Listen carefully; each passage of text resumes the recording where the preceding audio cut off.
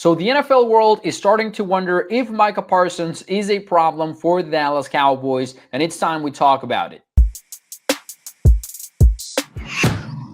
Hey, what's up, everyone? It's Mauricio Rodriguez here at A to Z Sports Dallas. I am on the road, but we're still talking Cowboys, and we're talking Micah Parsons, who has become a controversial character in the world of the Cowboys during this offseason specifically because he is due for a huge contract extension. I'm talking highest paid non-quarterback in the NFL. That is likely going to be the end result when it is all said and done. I know he's talked about taking less money from the Cowboys, but that seemed to be hand in hand with an aggressive free agency, which we have not seen at all from the Cowboys. So you can forget about Micah Parsons not getting the bag. He's absolutely going to get it, and it's not going to look very team friendly by the time it's all over. So expect that to be a long process of negotiations. Now, within that process, we're going to have conversations about who Micah Parsons is as a leader. And we're already having those talks, especially after Calvin Watkins from the Dallas Morning News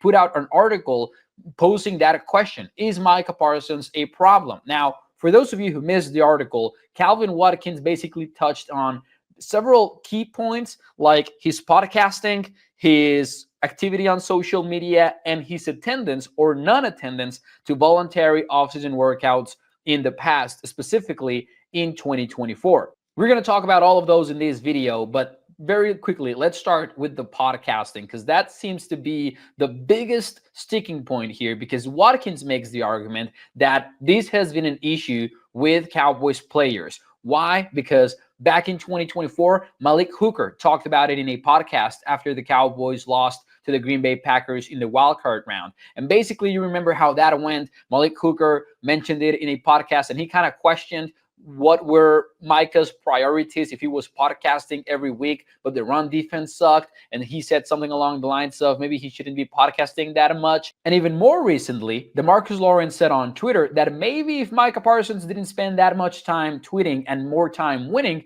maybe he would have stayed in Dallas. So Calvin Watkins makes the argument, if these players are saying it, maybe it's because it's an issue. But I'm going to be honest with you. I cannot help but think about all the other players that are hosting podcasts in season that are not named Micah Parsons and that don't get as much criticism for it.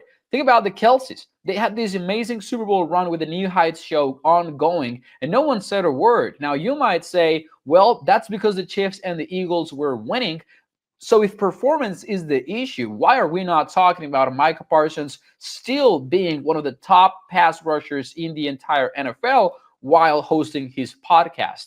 After all, Jason Kelce and Travis Kelce did not get to those Super Bowls by themselves. So if we're not criticizing them, or we didn't criticize them because of the on-field performance, then that should apply to Micah as well. No one can tell me that the podcast that Parsons hosts is being an issue for him, because he's out there being one of the best defenders in the NFL on a weekly basis. Additionally, sure, maybe Hooker had an issue with it. Maybe DeMarcus Lawrence had an issue with it. But Trevon Diggs has been on that podcast. CeeDee Lamb has been on that podcast. If it truly was a locker room issue, would that be the case? I really don't see this being a problem. And remember, Micah hosts his podcast on Tuesdays when players are not doing anything else. So this and playing video games wouldn't be any different other than, well, people tune in and they're going to talk about the show. But Micah is just making smart business there.